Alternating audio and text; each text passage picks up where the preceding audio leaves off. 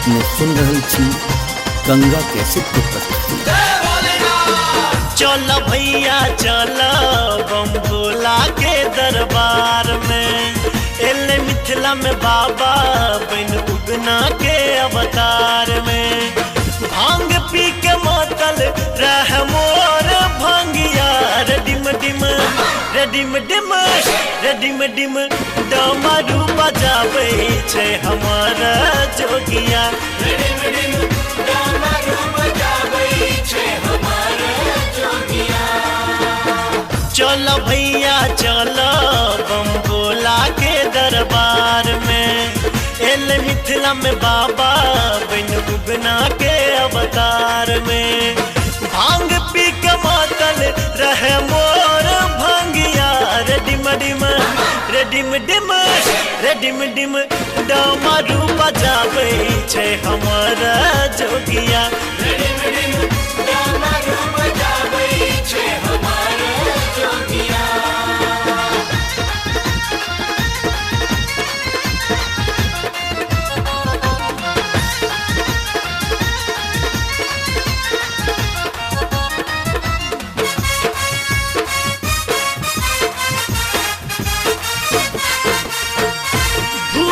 परेत बाबा संग रहै छै, अपने मसानी बाबा नाच करै छै।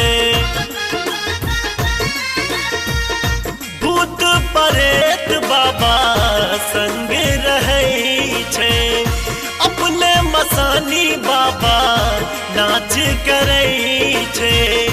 नाग छोड़ै छै उपकार भैया रे डिम डिम रे डिम डिम रे डिम डिम डमरू बजाबै छै हमारा जोगिया रे डिम डिम डमरू बजाबै छै हमारा जोगिया।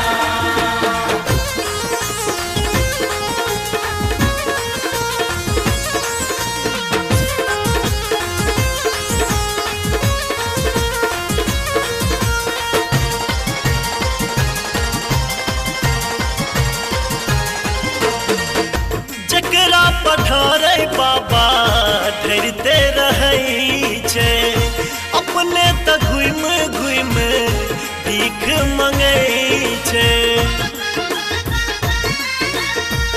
जकरा पठारे बाबा डरते रहै छै, अपने त घुम घुम भीख मंगै छै। बाबा के महिमा छै अपार भैया रे डिम डिम रे डिम डिम रे डिम डिम डमरू बजाबै छै हमारा जोगिया रे डिम डिम डमरू बजाबै छै हमारा जोगिया।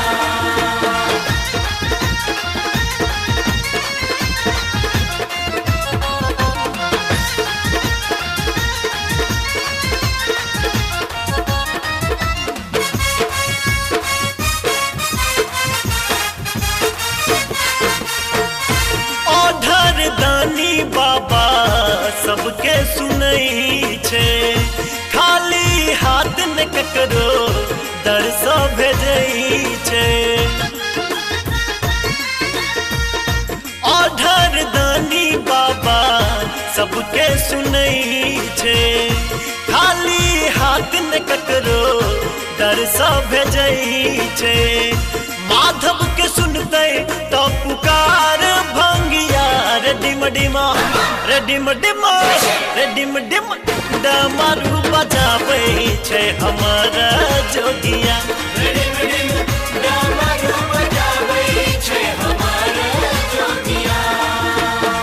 चल भैया चल बम भोला के दरबार में, एले मिथिला में बाबा बन उगना के अवतार में। भांग पी के मातल रहे मोर भंगिया रे डिम डिम रे डिम डिम रे डिम डिम डमरू बजाबै छै हमारा जोगिया रे डिम डिम